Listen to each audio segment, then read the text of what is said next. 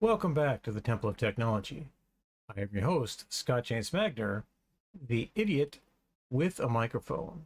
It's time for another episode of So Here's the Deal, the RS Entertainment webcast where I explore my vast media collection and talk about what each piece means to me and my friends.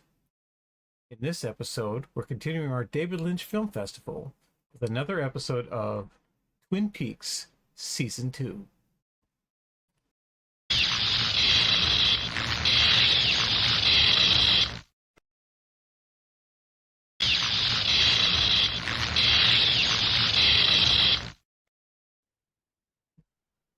Welcome back to the collaboration room. Joining me today in the Temple of Technology is my friend and collaborator. I did it right the first time for once. My friend for all things dark and dismal, Julie McGallard. Hello, Julie. How are you today? Hello, Scott James Wagner. I'm doing fine. I think I'm over my cough that I had last time, so Excellent, uh, excellent. Yeah, I also ready am to go. over most of my health problems from the last year because I no longer am attached to robots of any kind or have crazy bandages, and I'm so happy. As this is something I alluded to in our last behind the scenes video, but now we're not behind the scenes. We're in the scene, and we're here to talk about Laura's Secret Diary, the next installment of our Twin Peaks season 2 coverage. And boy, we're doing a lot of cool stuff. Again, we are watching my copy of the Twin Peaks A to Z Blu-ray box set. Very nice high definition transfers. It is amazingly better than the DVDs I had been watching forever and forever and forever.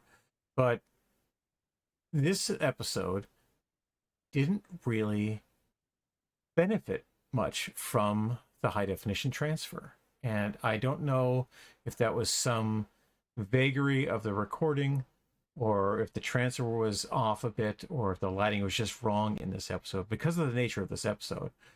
But it was slightly off, and it was enough to make me want to just grab the disc and put it in to see if it was, how I had archived the file for us to share and watch. It was problematic, but it was a really decent episode that we watched. Julie, how big was your television when you watched Twin Peaks the first time? Um, well, it was my friend's television for the most part. Although I think later on in the season we started watching videotaped episodes more often, but I think we still went over to his house to watch it. Like I think we still liked watching it as a group. Yeah. And I think it was You're describing I don't know, it a was 19-inch television.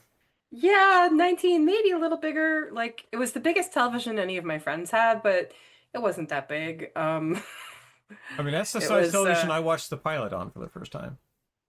But then, I watched this season, Twin Peaks season 2, on a 32-inch Trinitron, which was the biggest television I could fit up the stairs in my house and my apartment that I had in Wallingford here in Seattle. And it was 200 pounds, and it was just giant tank of a thing that I could watch any kind of movie and anything on. And I that watched the shit out of Twin Peaks on that thing. that's the thing I remember is that TVs with bigger screens were also they were herkin Yeah.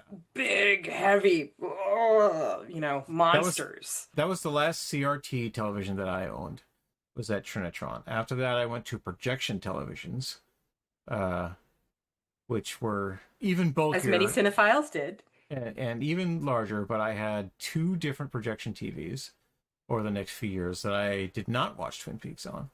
And then I started moving to plasma sets, and then now to OLED sets that I've got downstairs. So my television just kept getting bigger and bigger and bigger. But to maintain the fun of Twin Peaks, I've been watching on 27-inch computer monitors.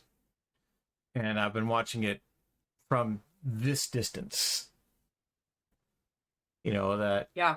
that sameness of getting up close and examining the details and seeing how things work. And that's really what this webcast is about, is us examining our relationship with physical media. And why I bring it up like this is because I don't think the videography of this episode has aged nearly as well as anything else that we've watched in the film festival, which is a shame because, as Julie brought up in our pre-show, the director of this episode, Todd Holland, was very, very early in his career. This is the 4th gig that he had as a director, but he has been working nonstop ever since Twin Peaks. In fact, he started with 2 episodes of Amazing Stories in 1986 and had very little stuff to do until 1990 when this was filmed.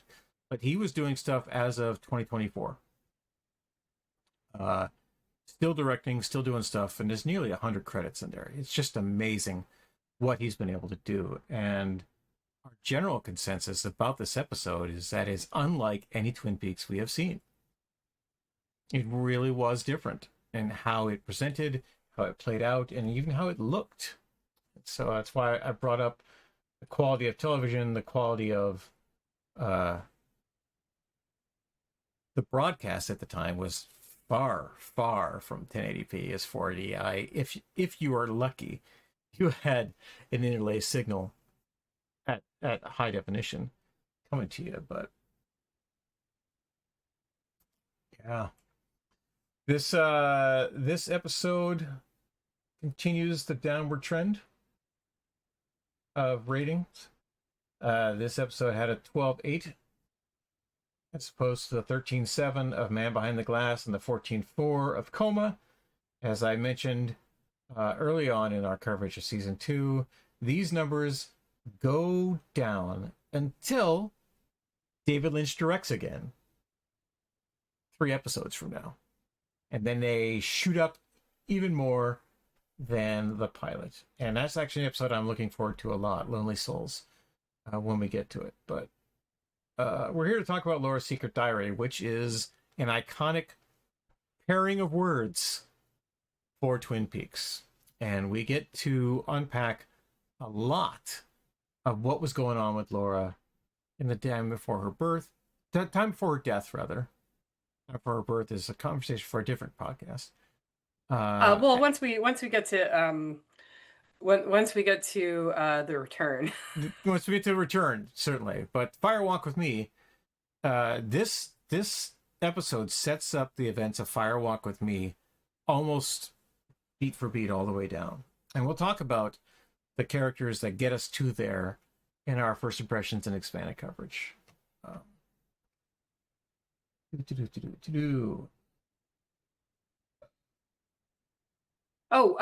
What is the appropriate place to talk about the Secret Diary of Laura Palmer, the book written by Jennifer Lynch? It is right now, because we're talking about, and in our overview, as you heard us talk about when we got into this segment, we talked about production details of the episode or the media when we're doing movies and related trivia. And the Secret Diary of Laura Palmer is one of those bits of trivia. So take us away, Julie. Well, at the time, I think I've mentioned before, one of the groups that I used to watch Twin Peaks with, one of them was kind of a super fan. He got the magazines and all this, and he had purchased the book, The Secret Diary of Laura Palmer, which was written by Jennifer Lynch. And so I did a little bit of digging into how that came about. And apparently, it came about because Jennifer Lynch was talking to her father about how she was fascinated and who is her father? by her father, David Lynch. Sorry, I've heard that name before.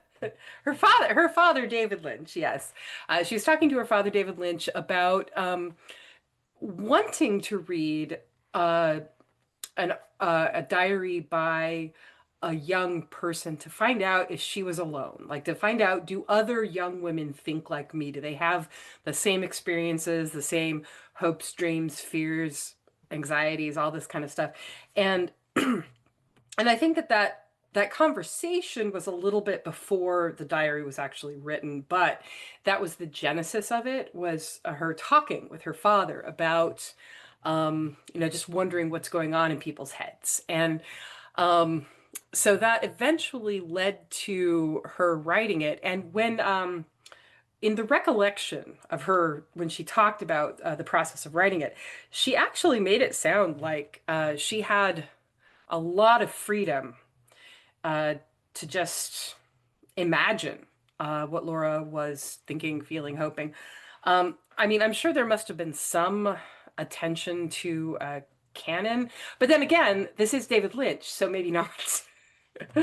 um, and it's also interesting because The Secret Diary of Laura Palmer is more than anything else is basically a blueprint for Fire Walk with Me.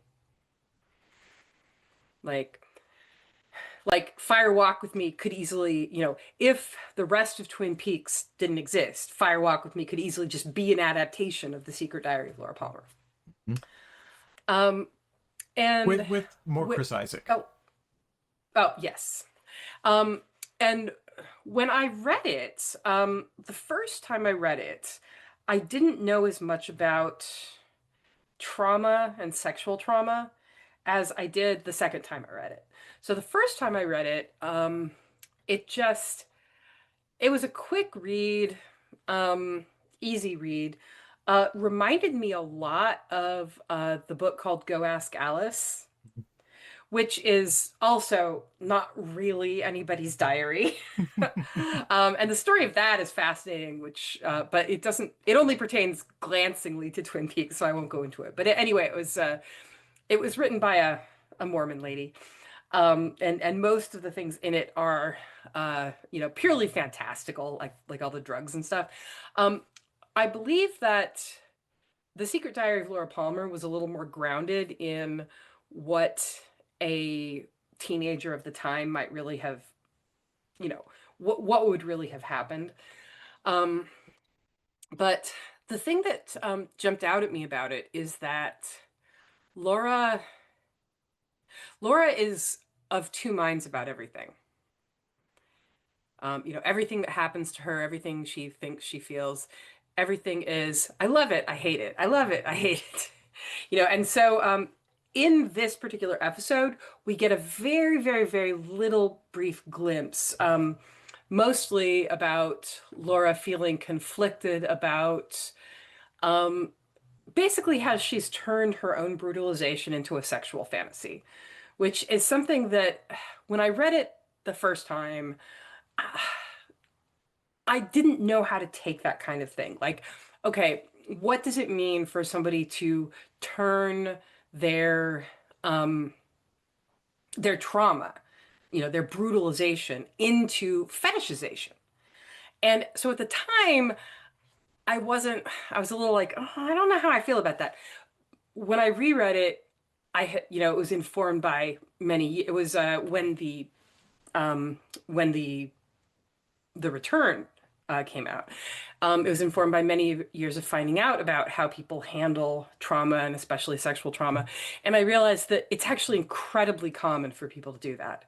Incredibly common for people to develop a weird sexual relationship with the ways they've been brutalized. And they also often, even though they have sexual fantasies associated with their brutalization, they also feel a lot of like guilt and shame about those fantasies. And so it's actually a better book than I gave it credit for, um, because I think it's a realistic depiction of what somebody with the experiences that Laura had, how she might have related to it. So, I agree 100%. I have had none of the experiences that Lauren Palmer had, but I remember being a teenager and thinking, where can I get a gun? I remember my conflicted feelings about my parents, about my father, especially, who put me into a wall for letting the cats out one time. There are things that you can have this thing where you love your family, but you got to get out, that go on. And I think Laura, in particular, really embodies this and gets all the way through, which is a shame because she's almost an afterthought for most of this series, right? We're getting to the point where her murder is less important than her murderer. We're getting to a section where the person trying to solve her murder is more important than the crime itself in Dale Cooper and the stuff that Dale Cooper has to do as part of his life in Twin Peaks.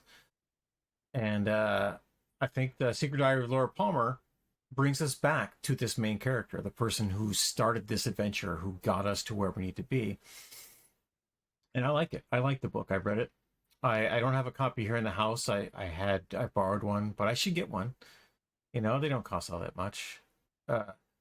And I certainly have audio files that I got off this DVD set, this Blu-ray set, which have excerpts from The Secret Diary of Laura Palmer on them, as read by various people. Oh, apparently there's a version that's read by Charlie. Yeah, that's There's an stuff. audible. Yeah. That's the stuff right there. Okay. Julie, do you feel comfortable doing plot summary today? Sure. That's the shorter one, right? Yeah, we could do whatever one you want. We could do the Wikipedia thumbnail, which is on the list of Twin Peaks episode page. Yeah, let's do the thumbnail. Okay. Okay. Episode 11, Laura's Secret Diary.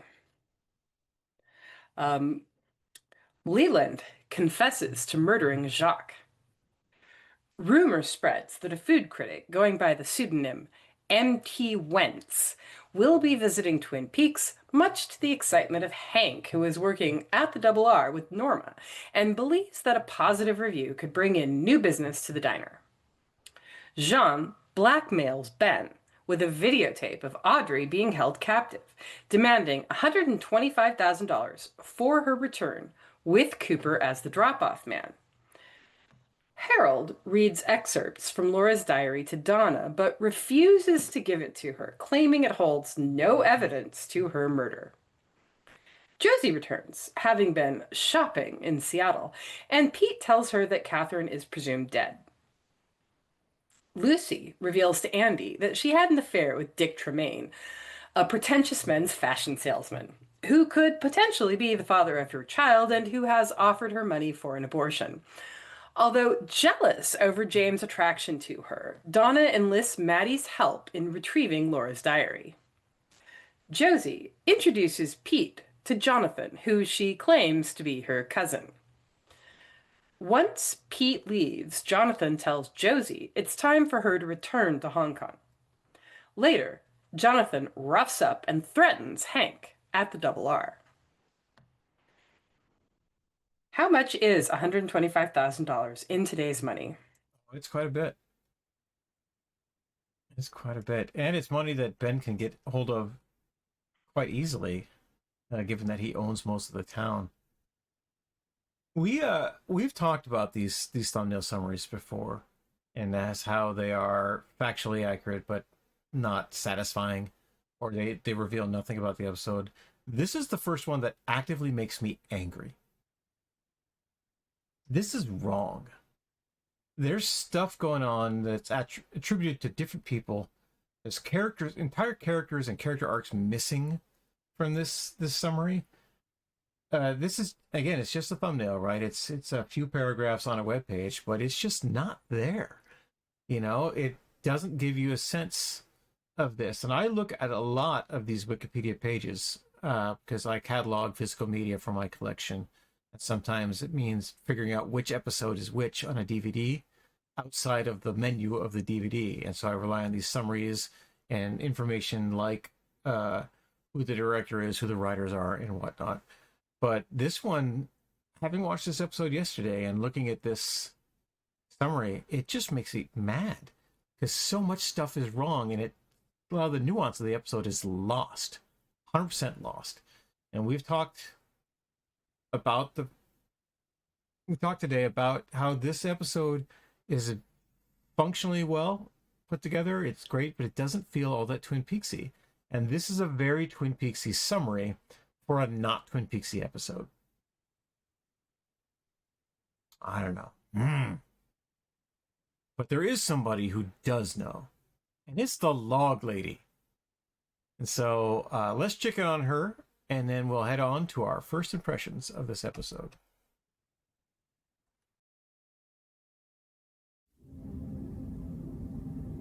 Miscommunication sometimes leads to arguments, and arguments sometimes lead to fights. Anger is usually present in arguments and fights. Anger is an emotion, usually classified as a negative emotion. Negative emotions can cause severe problems in our environment and to the health of our body. Happiness, usually classified as a positive emotion, can bring good health to our body and spread positive vibrations into our environment. Sometimes when we are ill, we are not on our best behavior.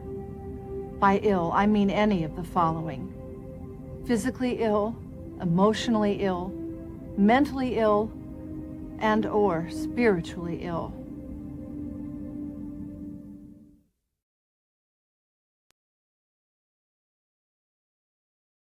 In First Impressions, we'll talk about experiencing the piece for the first time, how it bears up over repeated viewings, and general chat about the episode. Thanks, Log Lady. If you are listening to this as an audio podcast, you didn't just watch the Log Lady intro with me.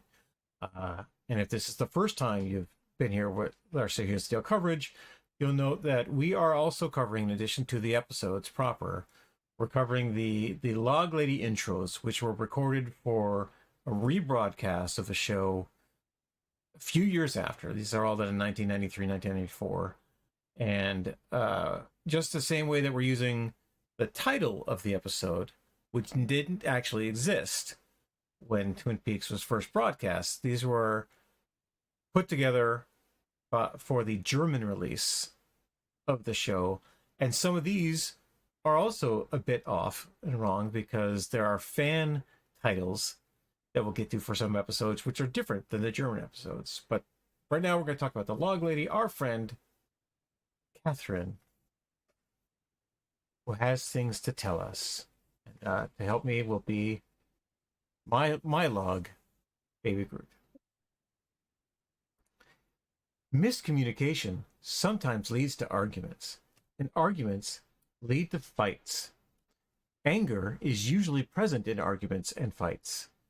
Anger is an emotion, usually classified as a negative emotion.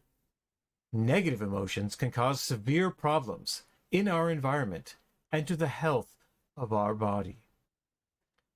Happiness, usually classified as a positive emotion, can bring good health to our body and spread positive vibrations into our environment. Try not to laugh.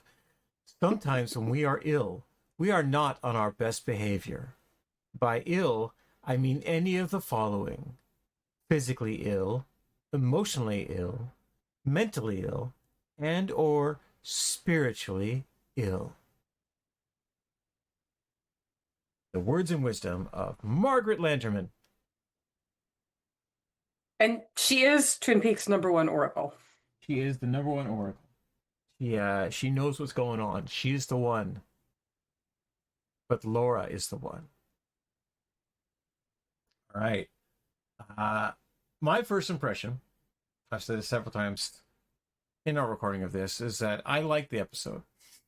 I don't recall this episode one bit.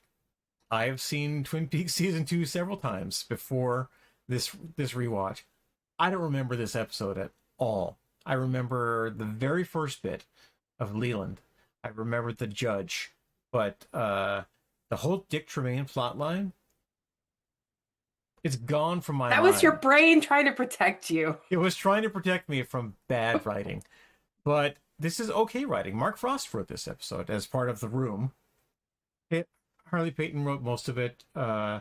A couple other writers that we know worked on this. But yeah, the whole Dick Tremaine thing, it got me.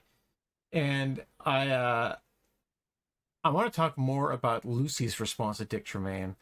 But my first impression of Lucy's response to Dick Tremaine is, yeah, pump in the air.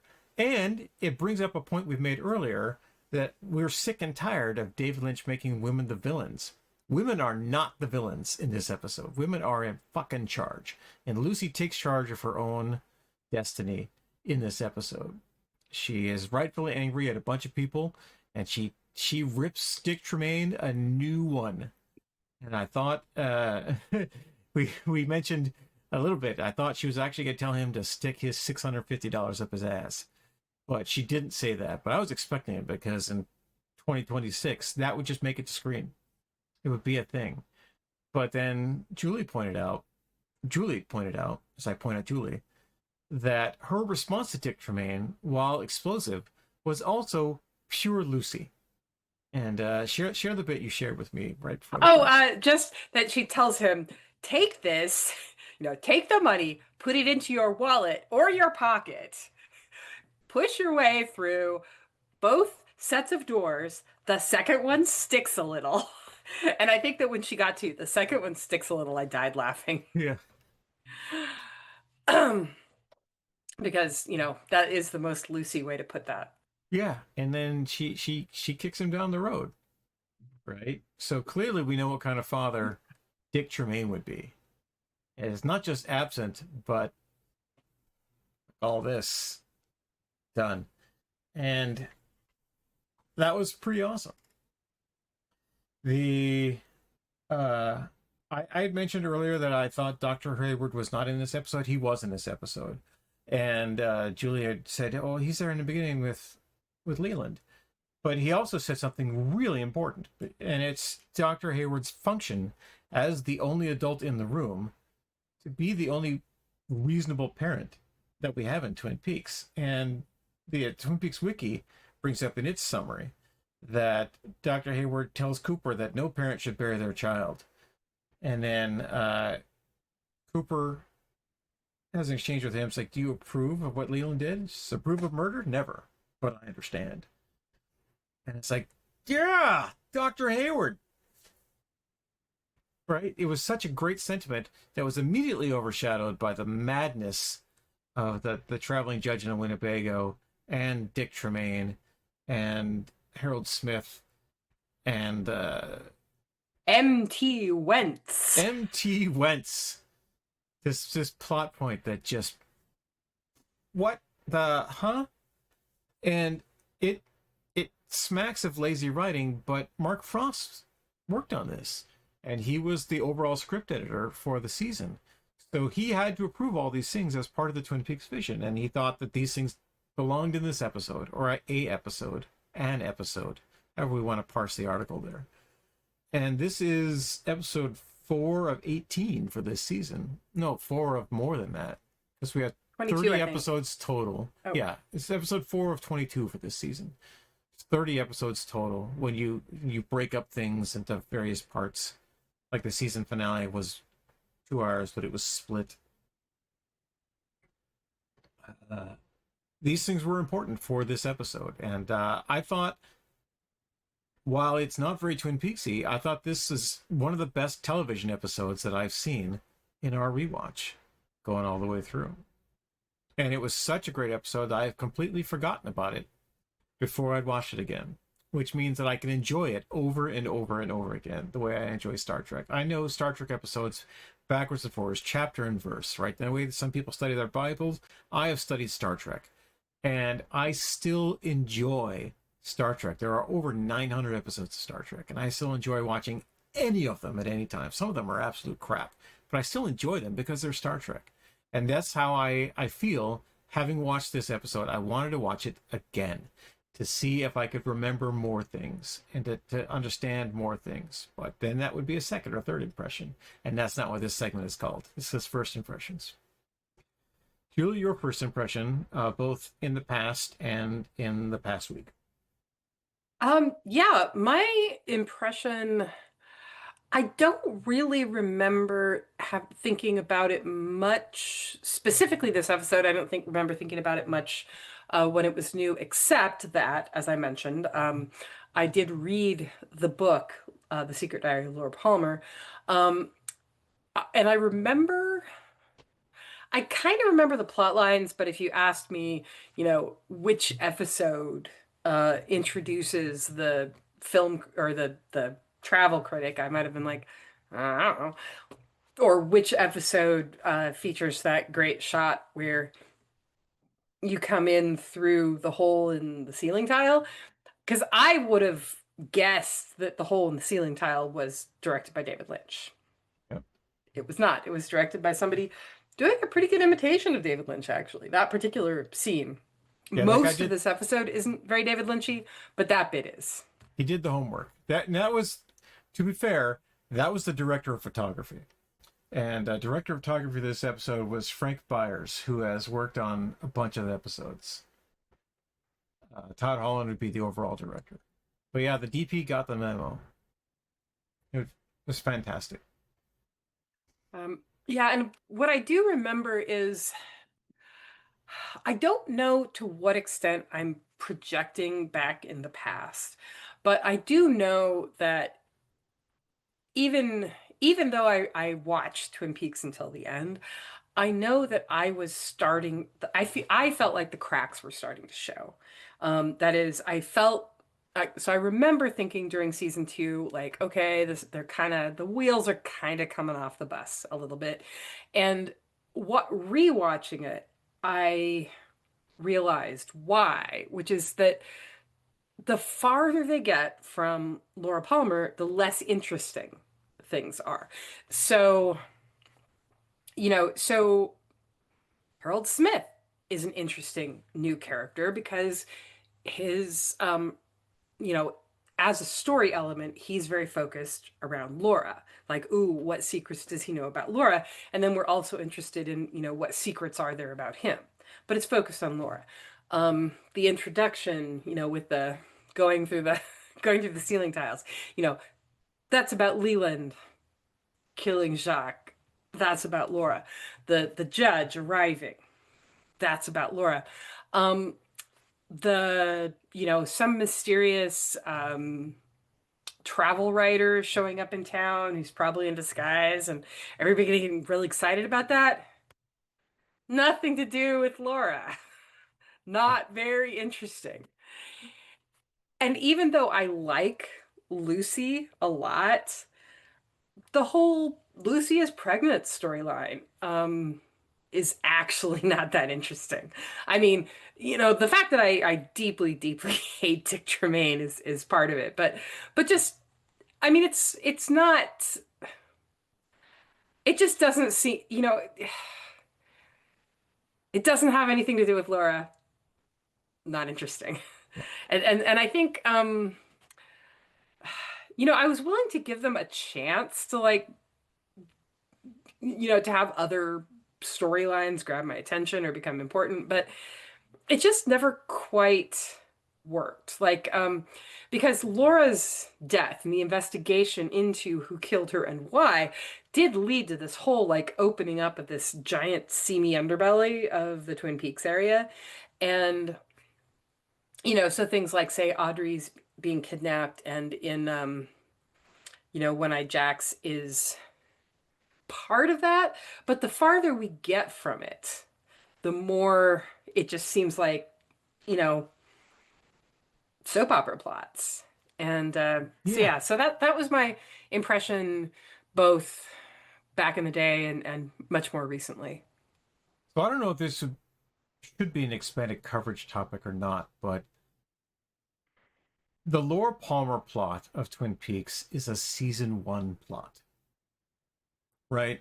It's an inciting incident. It's, and when I say season 1 plot, I mean, it's for season 1 of a television series, right? So it sets up characters, it sets up an event, it sets up a backstory, and you learn about the characters in a television show as they relate to both the plot and the backstory of the plot. And then in a rational universe, at the end of a 22 to 25 episode season 1, the killer of Laura Palmer would be revealed, possibly not captured, possibly not punished, but revealed. And it would be a huge dramatic moment, and everyone would go, oh, and there would be a slight resolution, and then we would fade to black, and that would be season 1. We didn't get that. We got a pilot, and the pilot usually is enough for a full season order. It was not enough for a full season order. It was enough for a 7 episode mid-season replacement, which kind of happened in the middle of summer, right? And then, but it basically, at the end of a season, they had 7 holes to fill, and that's what Twin Peaks became. And then in the fall, it had a full pickup, right? It had a full season, but they needed to get more viewers back into it as a season, and so they're retreading season 1 topics in season 2. Season 2 episodes should be expanding the universe, showing the consequences of season 1 plot, but season 1's plot was never resolved. Dale Cooper took 3 in the chest, and then we went off for the summer and we watched Wild at Heart and Industrial Symphony. We did other things. We came back, and we've got Twin Peaks to work with again. So it's falling down. Julie mentioned looking at the cracks, right? And I completely agree with her assessment. It's a brilliant insight into what's going on with Twin Peaks here, because the cracks are there. It's episode 4 of season 2, and people are turning the television off. They're literally doing anything but watching Twin Peaks. And every week that number goes down, down, down, down, down. And the plots are going to decline down until we get to the episode I mentioned a few episodes from now, which David Lynch directs and Mark Frost wrote. But that's something we can talk about in the next segment. Well, we'll talk about the expanded coverage. And there's a lot of stuff to cover in expanded coverage for this episode. So, although I did want to mention one more thing. When you said that about he got 3 in the chest, doesn't it seem like everybody is curiously uninterested in who shot Dale Palmer? yes, Dale that Cooper. is something that should be. I keep doing anyway. Dale Palmer. Cooper. Somebody tried to shoot an FBI agent. Yeah, Why doesn't not anybody tried care? to. Did shoot Or him. did. Tried to murder him. Yeah, and that was a huge plot point for episode 1, and a smaller plot point in episode 2 because we had Albert, who's also missing from this episode. Albert Rosenfeld, your friend and ours, should be here because we haven't talked about him leaving town, and he hasn't left town, but he's not in this episode.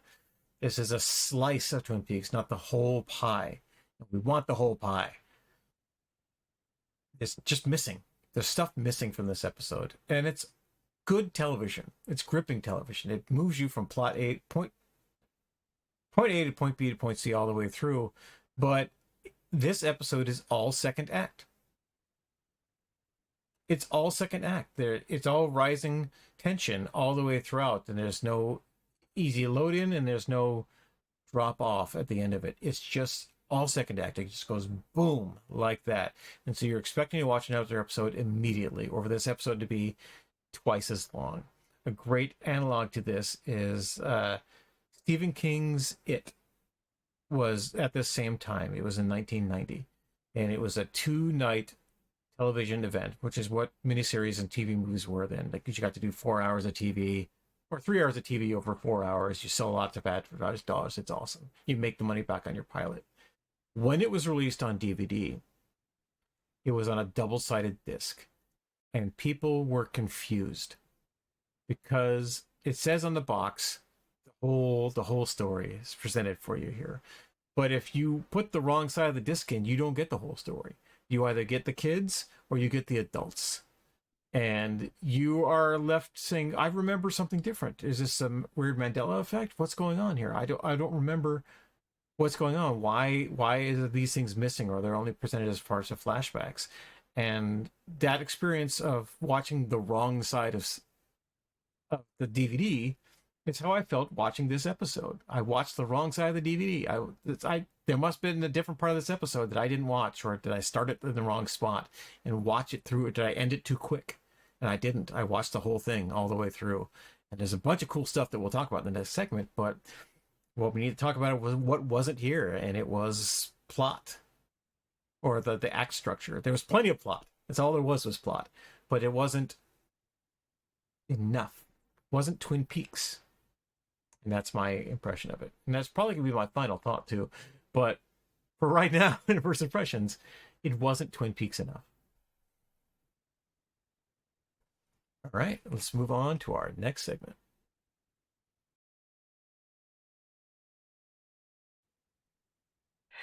In this section, we'll talk about the greater universe and mythology of the piece, any cool personal takeaways, and also tie the media in to the greater works of the artist.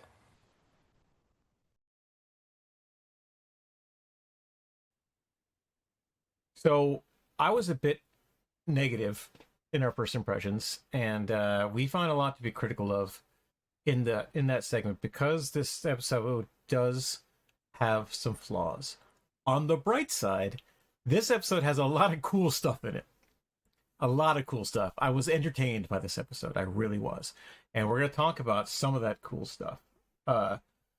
And might as well go in plot order, because let's talk about the madness of MT Wentz. The absolute madness engendered by this mystery character. This is a very TV trope too. There's a mystery person coming to town. I own a restaurant.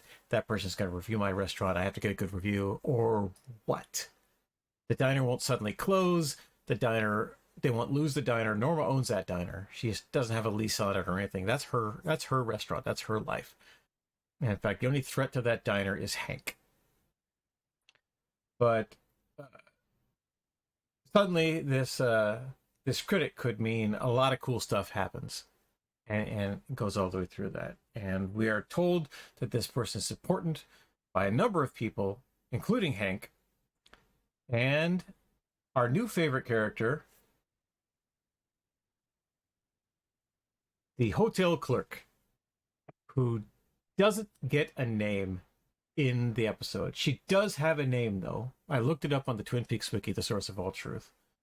And her name, just make sure I get this correct, is Louis Birdsong Budway. She has a sister. I don't know her name.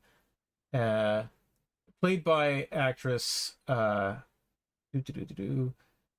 Martin Logan, who actually qualifies for our tracker of recurring David Lynch actors and contributors, because she has a basic walk-on cameo in the next series David Lynch does on the air, and he was in a deleted scene for Wild at Heart. So good job, Belina. You delivered in the two scenes you have in this episode, you delivered your important stuff all the way around. But this highlights one of Julie's earlier points, is that stuff happens in this episode that doesn't mean anything. This is a sexy lampshade person. Ben Horn could have been talking to the telephone without someone standing there, or talking to himself, thinking, oh, that I heard that restaurant critic is coming. I should do something about that. He could have delivered that dialogue to himself. Instead, we had an actor do it. It was awesome that we had that actor. We had that interaction. But in a show as meta-narrative as Twin Peaks, when you get a character, that character needs to do something. And all she had to do was walk along with for a little bit and then pick up the phone and call Norma. And that's it. She's done. She's out of the show. Although I will say that the actress gives it her all. Oh, she bit hard. Gotta give her what's that? props Is for that scenery? Give that to me. Yes. All right. She's so into it. She's so into it. Which, again, one of the things that makes season 2 of Twin Peaks never quite gel, I think, is that they kind of keep moving back and forth between the world of truly serialized television and the world of like a sitcom. Because in serialized television, if you introduced a character that was that enthusiastic and notable and had that much screen time, you would probably see them again. Yeah, they'll go to work at Central Perk, and you'll see them in the background as the friends sit around, not going to their jobs. Or it'd be a random doctor in ER, right? There's a reason you will say, "Oh, continuity, I remember that person." Or the absolute best example of this anywhere in genre television is the actress Patricia Tallman, who was a stunt woman who kind of wandered onto the set as an actual crewman on the Enterprise. And she's in so many episodes. You'll know her. She's the redheaded woman who works on stuff. But she was Lita Alexander in Babylon 5. and she worked her stunt stuff. She doubled for everybody on Star Trek Next Generation. Then she became a leading actor herself, and she's gone on to do so many amazing things, including the movie I watched the night my son was born, Night of the Living Dead, where she was the protagonist. It was just such a great actress to do stuff, and she could have had bit roles like this, and then you would not forget her. But she was so memorable in what she did that she got to do all sorts of stuff. And then you've got this desk clerk. The Great Northern is a set. It's a place. It's a place that people go. And we have 2 employees of the Great Northern now who just kind of waltz onto the screen, deliver a bon mot, and leave. They bleep off forever. And we got 16 more episodes to go. How many of these people are going to exist, right? Because the Girls of Blackies are in every episode of the Girls of Blackies. Or Girls Up at One-Eye Jacks, rather. Blackie's cadre. And they're in all the episodes. They're, whenever you see Blackie on screen, you see one of those girls. And there's stuff going on. You don't always see Blackie when we're talking about One-Eye Jacks, but when you see Blackie, she's got her posse with her. And you see... Occasionally you see other sheriff's deputies wandering around the sheriff's office, but not a lot. We're not. We talked about in our pregame. There's a customer at the Double R named Toad. Is part of our Wentz plotline. Hank is so concerned that he thinks Wentz is there as a patron that he kicks a normal person off his bar stool and says, "You got to go.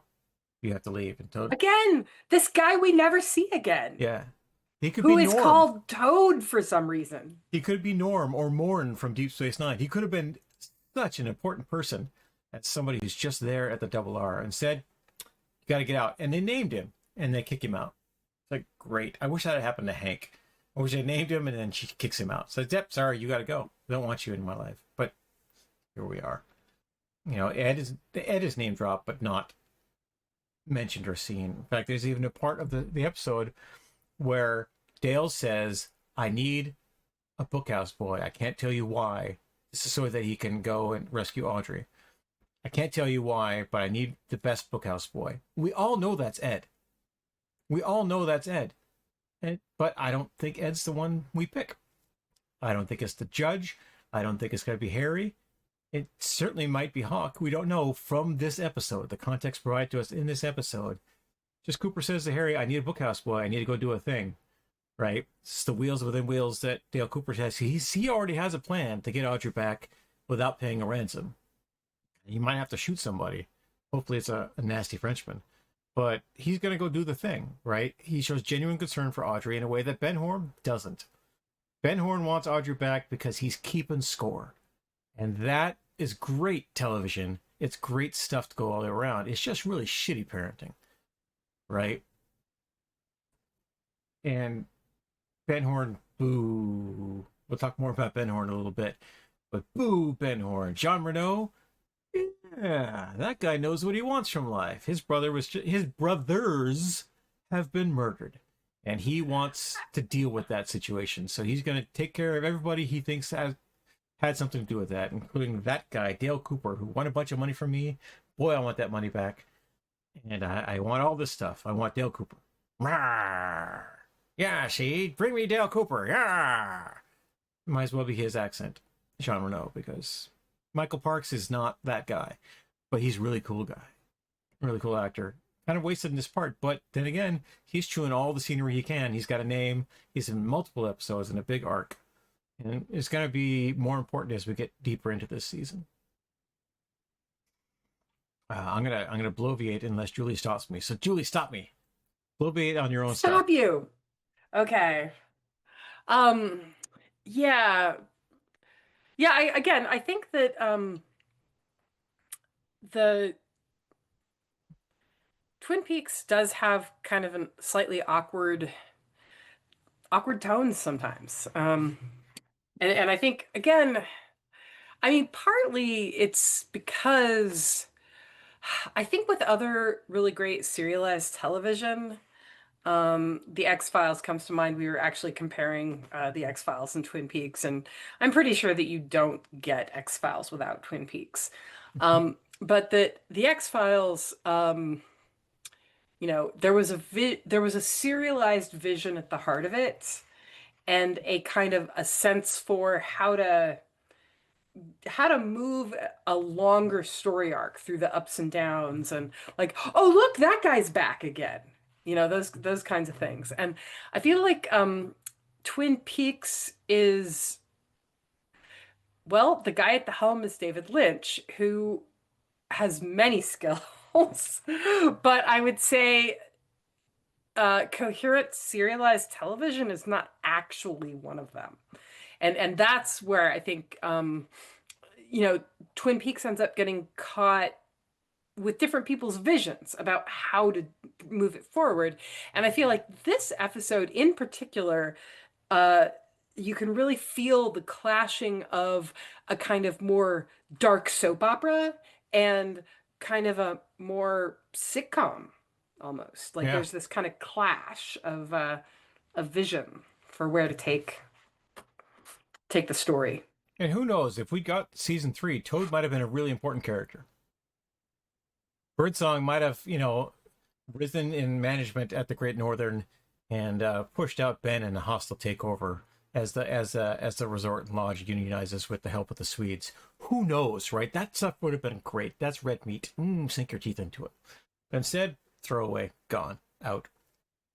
We didn't see Ron Eplesk in this episode. We didn't see any of the other side characters. There's certainly no James Hurley, right? And I don't miss him.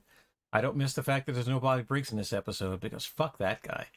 But I like his father, and I like the glimmerings of human being left in Bobby Briggs as a result of all this stuff's going on. But Laura's dead. We buried her, sort of. We almost buried Leland along with her, but she's dead, and people aren't dealing with that trauma. They're not dealing with the stuff that they need to deal with. That's more getting back to criticism commentary instead of the cool stuff that's in this episode. But that I mentioned to Julie in our pregame that there's glimmerings of a human being in Hank Jennings. I can see why Norma fell in love with this guy, or at least was willing to marry him, right? Who knows if she ever loved him or loved anybody but Ed. But there's glimmerings of a decent person in Hank Jennings in this episode. And there's, in his interactions with just about everyone, including Toad, he shows some care and compassion that he hasn't seen to this part, because we flat out know Hank Jennings has murdered people. In fact, at this point in the season, we believe that Hank Jennings has murdered Catherine Martell, that he tried to murder Shelley, that he may, in fact, have murdered Josie's husband, Pete's brother, right? These are all things that Hank Jennings has done. He's a bad person. He's not written as a bad person here. He's written as a kind of a jovial, bumbling kind of guy that if you had forgotten part of his backstory from season 1, you'd go, oh yeah, ooh, Hank, I'm worried about Hank. What's going to happen to Hank? When you shouldn't be worried about Hank. Hank's going to hell. He's a bad man. But there's great interactions that Hank has, like when he's getting his ass kicked late in the episode by quote Asian man that Josie's friends with. He's talking a big game. He doesn't know who's attacking him. He starts throwing punches. He's got clear martial arts skills, right? He's not just boxing. He's kicking and spinning and doing stuff. And he's put his butt on the floor. He's down there. He's been beat on. He goes, I'm just going to lie here for a while, all right? He's just got this snarl to him as he's getting his ass kicked. He's probably going to die going, I'm just going to lie here. And that was neat. That was a great little moment of a pearl amongst the mud to mix all of our metaphors that you had to get with Hank. I know Julie and I both want to talk about Harold Smith, so she's going to go first. Harold Smith, our Meals on Wheels introvert shut-in, secret keeper of Laura Palmer. The number one cover model on Shut-ins Monthly.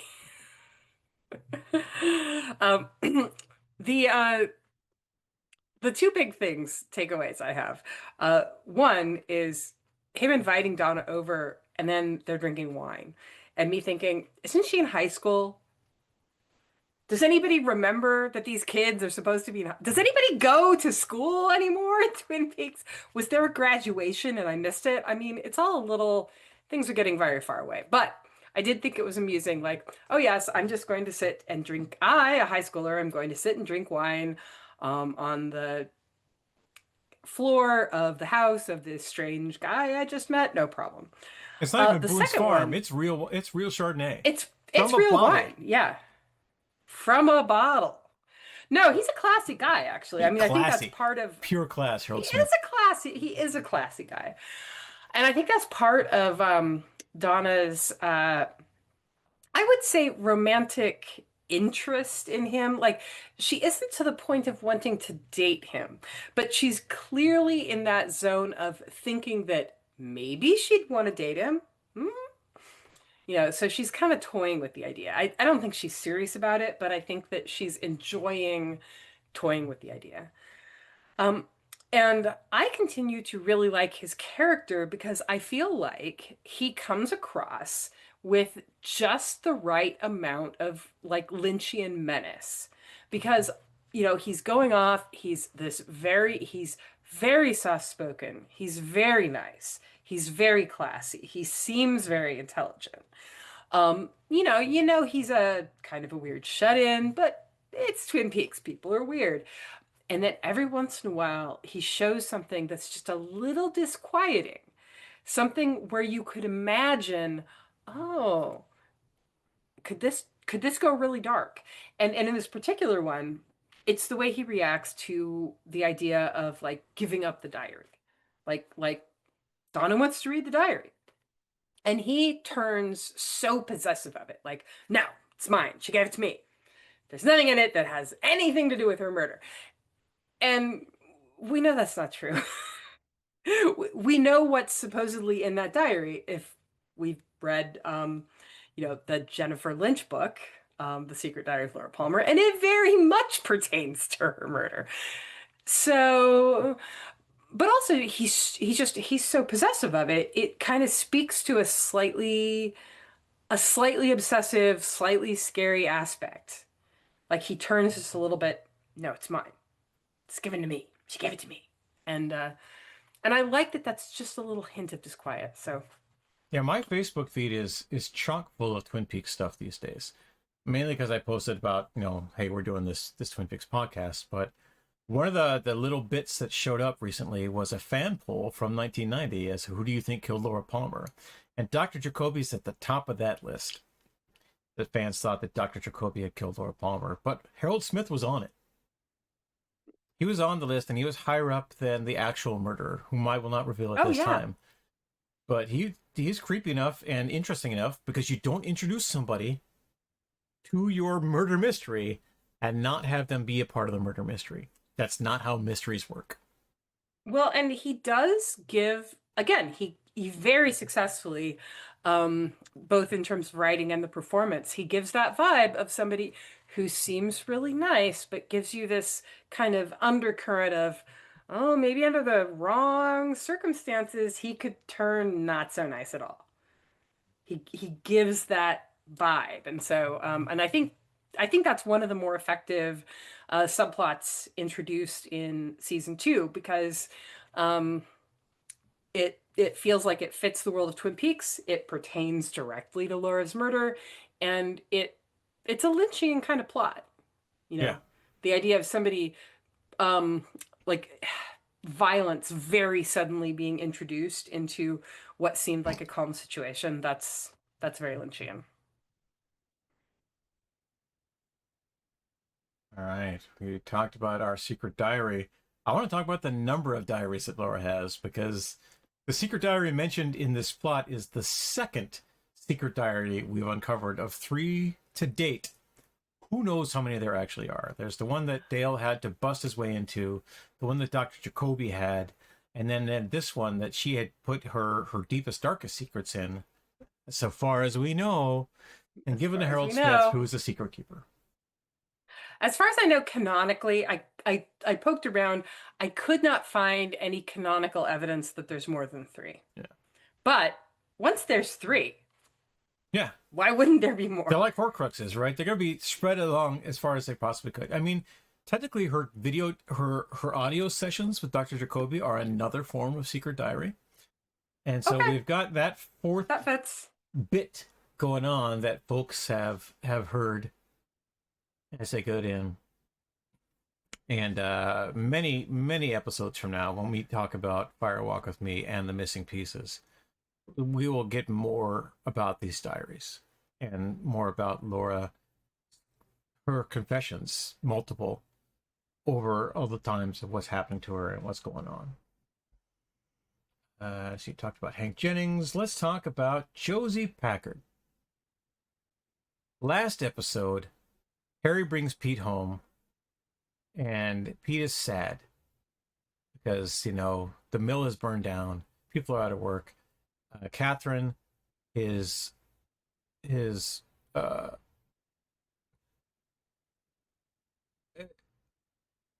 brother's sister, I think, is the actual relationship between him and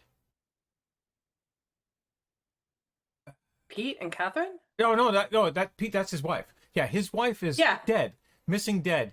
Is how important I think she's gone at. His missing, presumed dead, and he's gone, well, okay. You know, part of that's the brilliant performance that actor gives us, but seemingly unconcerned about what's going on. Pete just goes back about his life. He's more concerned about Josie and how Josie feels out the mill is burned down, which was left to her by her husband Andrew, whom she totally had whacked by Hank. Let's remember that Josie is not blameless, not innocent. She is not a victim. She plays one on TV, and that's what she does to Harry Truman. She blames him, and she effectively rapes him, right? He's trying to have a conversation with her about what's going on. And, you know, hey, I need to talk to you about this, right? I need to do other things. Says, no, take me. And drags him down and has sex with him. And it's like, wow, watching this with 2026 eyes and 50-year-old me eyes going, she just raped Harry Truman. And he was willing, he was into it. They're in a relationship, but he did not want to have sex. He wanted to do something else. I would say coercive, so it's entering rape territory, but there's no point where he's really not free to leave. Yeah, he never says no, and he never is restricted from leaving, right? She doesn't take away his agency, but she manipulates him nonstop. Although she is doing that scene is very, very similar to the one in Blue Velvet. Yeah, I got huge Jeffrey Beaumont vibes from what was going on. Yeah, and the thing is, in Blue Velvet, it's very obviously, you know, she's playing out the kind of she's powerless against Frank Booth. So now that she has someone like in her power, she's kind of like making him her relief valve, I guess, in a way. And then he agrees to it. I would say he agrees to it, even though she has a knife. I think he agrees to it because he is sexually fascinated by her. Yeah. In Twin Peaks. Sorry, in Blue Velvet. In this, one of the things I was looking for how people had reacted to that scene, because what's weird is that even though it's a pretty intense scene, I don't remember people like really going, "Oh my God," or anything at the time. I do think I remember somebody noticing like the fact that she talks about how I paid way too much for this. Now I want you to rip. Now rip it off. Yeah. But I was looking for people's interpretations of that, and one that I thought was really interesting was that it's a common David Lynch theme for sexual violence to sort of be your inroad into the dark place, the Red Lodge. Like that it's this thing where like you start, it's how you cross over into the bad place.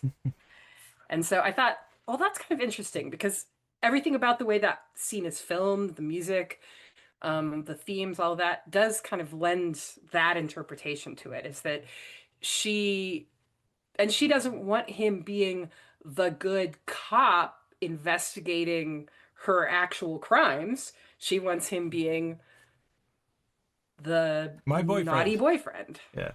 So. And boy, I hope that Harry and Josie weren't hooking up before Andrew died. Because this episode, more than any other, gives me that vibe that Harry was having an affair with Josie, Andrew was murdered, and then they started dating in secret. Not just an affair, but this is who I am. And Harry is so defensive, Josie, so convinced of her innocence and her need to be protected that he's yelling at Cooper in the previous episode, right? Saying, don't suspect her. She's not a part of this. And Cooper's going, this is my job. I'm the FBI. I investigate crimes, you know? And Harry is just almost to the point of he was going to pound the table to get his point across. But Cooper doesn't give up on that, right? And Cooper doesn't give up on any of these lines of inquiry all the way around. Now he's going to be distracted with Audrey for a little bit, but he hasn't forgotten about this, just in the same way that he sent Andy literally out of the building so he could talk to Lucy about what's going on, saying, you got to deal with this. You know, you can't let this affect your job. You have to deal with this. And she confesses to him everything that's gone on. One of the things I have a real problem with that summary is that was a conversation he had with Cooper, not with Andy. In fact, at the end of this, I'm not sure Andy even knows what's going on all the way down there. But Andy is the next thing that I want to talk about. Was really awesome in this episode is Andy. Harry Boaz was fantastic as Andy, with that great mix of slapstick and earnest. And, you know, I'm a down-home kind of guy.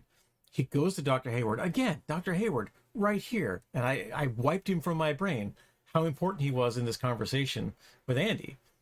And he goes, can I run that test again, right? About my swimmers. Or does he even say sperms? I think he might have said. But and he says, yeah, I can run it again, Andy. But, you know, we'll want to do this now while I have time to do this to make sure. He doesn't tell him why. Because Andy says, Andy wants to make absolutely sure that he cannot be the father of Lucy's baby before he makes decisions about how to address the fact that Lucy is pregnant. And I thought that was the most grown-up thing I've seen from Andy yet. Right? This isn't the paddleboard guy or the guy who hits himself in the face with a board or any of these things, or even the part where he stands up to Albert and says, you don't talk to Harry Truman like that. It's like, yeah, go Andy. But this right here, where he wants to believe in Lucy, he wants to still be in love with Lucy, because he clearly is. I want to make sure that I want to know if I can have kids or not, right? So give me the test. And because it's slapstick and farce, doesn't tell Lucy why he's got the dirty magazine, doesn't tell Lucy what's going on, or anybody what's going on. So when he drops his sample and has to go looking for the sample, it was used as a mechanism to talk about his boots, right? So the thing that Cooper recognizes isn't that I've got a sample bag and I've dropped a sample bag, which he does note. But what's more important, he just knows it's not important. It's just, that's over here. We'll deal with that some other time, because Lucy told me something that she might not have told you. That's not my secret to give. But look at your boots. Where did you get those? Oh, just this thing I have to do with Doctor. No, your boots. He says, oh, I bought these from Mr. Gerard. And Emery's going, ooh, those boots. Those are the boot prints that we saw here. Now my deputies are wearing these. Everybody's got these boots. We've got more clues to Laura Palmer's murder snuck in to this slapstick pantomime craziness of Andy losing his sperm sample, not once, but twice, as he tries to get out the door, because Dr. Hayward is waiting in the car for him to do his business. And he's trying to play out, oh, this is kind of very personal. I'm busy right now. I really can't talk about this. But him being there and being who he is led to progression, and not a break in the case, but a progression in the case. Whom we don't see in this episode, Hawk, name dropped. Don't see him. Don't see the log lady. We don't see Bobby or Mike or any of the other support casts. We see our core cast on. This is almost a bottle episode, right? If it didn't take place in so many different locations.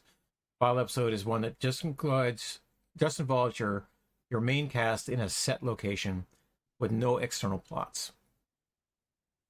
But there's so many locations, so many things going on in this episode that it doesn't reach that level of, or it doesn't shrink down to that level. It's too big and not big enough at the same time. But there's cool stuff in here. Tons of cool stuff. Julie, you want to talk about the judge? Oh, the judge.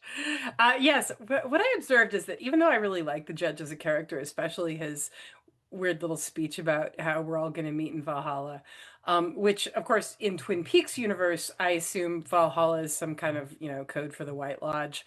But I find it fascinating that his law clerk, who is, yes, very attractive, but is also like 30 years younger than him. First thing Cooper asks is like, wife? Like, no, law clerk. But I do like the introduction of two new characters who are focused around Laura Palmer's murder. Mm-hmm. So they actually make sense with the whole, they hang off the spine of the plot as opposed to no one has formally accused Jock of doing this, but Leland Palmer. Leland Palmer said he killed my daughter. He's not apologetic. He admits to killing Jacques. This is a thing that he did. But we're still on the case. This is our reminder that somebody here has a secret diary. We need to follow these clues and do stuff. Otherwise, the episode is just mistitled. It was certainly mistitled as episode 11. But yeah, I like the judge. I like his craziness, his implied backstory with Lucy, the stuff that's going on down there. I mentioned Dale Cooper notices things, so he knows they're hooking up, because why wouldn't anybody know that they're hooking up? But he doesn't want to assume about the judge. He just wants to know things to file away in his Cooper box, because that might be useful someday. Yeah, Judge Sternwood. What a character. And then we see the judge several times throughout all this, but he immediately knows that Harry's got lady problems, because I guess the judge knows about that sort of stuff.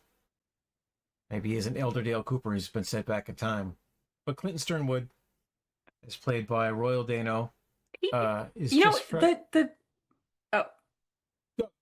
ahead. Oh, I was just going to say, they give the vibe that he's been coming in and out of Twin Peaks for years. Yeah. So I feel like there's nothing especially mysterious for him knowing these people and knowing what's up with them. Mm-hmm. They clearly all know him, and the implication is that Twin Peaks is a small enough place that with certain kinds of cases, they do have to bring in this judge, that they've been bringing him in for years. So. Well, they're staying at the Great Northern too, so who knows how much more we'll see of them. I know, because I've got the wiki open over here. But it's a new character, an interesting character, and it brings to mind the stuff that we would like to see from Twin Peaks and don't. Sadly, we'll see him again next episode, and not a lot after that. But he's in, he's out. It's a good part about the episode. It was one of the high points, in fact. It's the one thing I actually remembered about the episode is the crazy judge. But I also might have been remembering the episode that comes after this. We've had this happen before in season 2, where I mistook one episode for the other because they just fit together. And I'm hoping that in the next week, when I watch the next episode of Twin Peaks, I'll get that. I'll get that missing piece from this one. Not like the missing piece is missing piece, but the thing I was missing from this episode. Let's look at him. We spent a lot of time talking about the secret diary. I've covered our recurring cast, so I believe it's time for us to talk about Lynchian tropes. Lynchian tropes. Well, Lynchian tropes. The first one is my favorite. It is the Lynchian trope of bringing the camera into some tiny, tiny, tiny little micro universe and really getting into it, and then gradually moving out to show us what it is, accompanied with scary noises. Mm-hmm. Because actually that opening The bit growling bit, yeah. where the yeah, we hear what sounds like Laura, like maybe like what the like sounds a little bit like the The minor bird, parrot. yeah. But yeah, saying Laura, but then there's kind of Leland, Laura, Leland, and this kind of roaring noise, and so so yeah, scary sounds, incredible micro camera work, very very Lynchian trope. What else have we got? We didn't have a lot of music in this episode. Well, I would say definitely the use of sexual violence as a, welcome to the dark side moment, as something that marks a character being drawn into evil. Yeah. Um, And I'm choosing to believe in my heart of hearts that Audrey is okay. That she has not been repeatedly raped while whacked out on heroin in a brothel by a woman who clearly wants to pimp her out.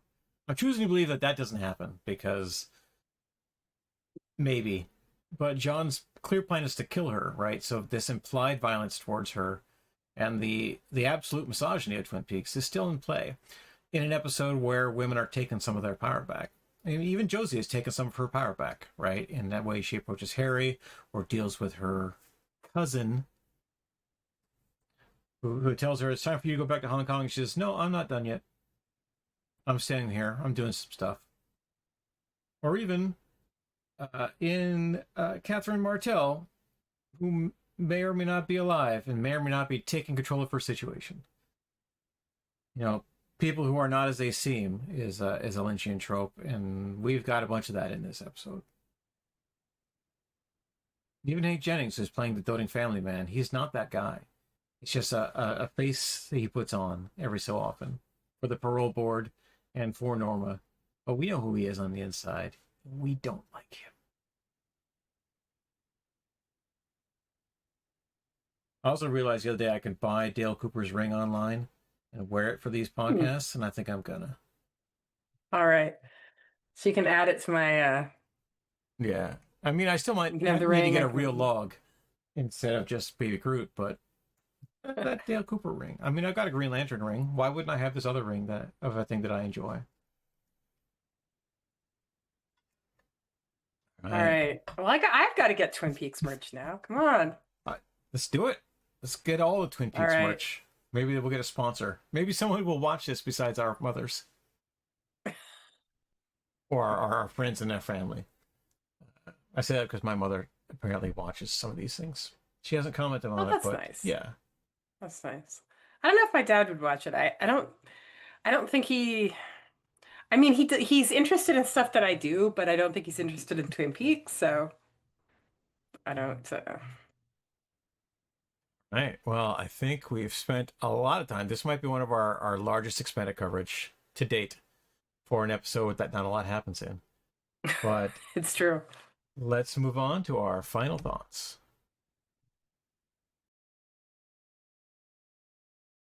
Diane, my final thoughts. We should share the important things we want people to take away from this week's show.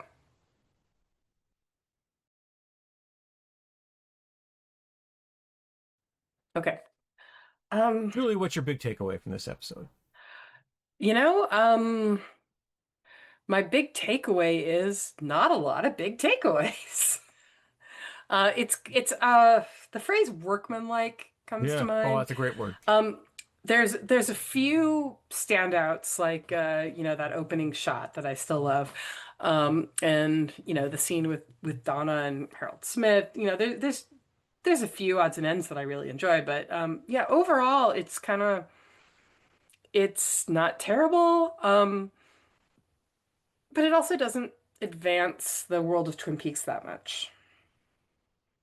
Yeah, it's not enough, but still strangely satisfying in an unsatisfying way. It's odd in how things go.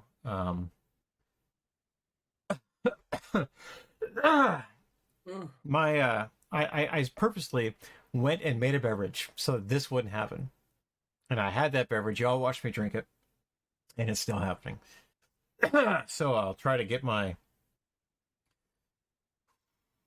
final thought out here.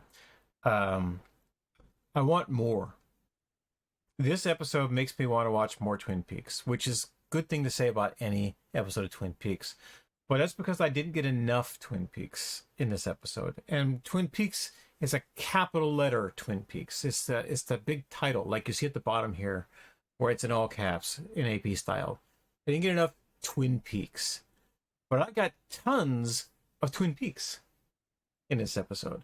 This episode explores the greater metaverse of stuff that's going on all around here that has nothing to do with Laura Palmer's death.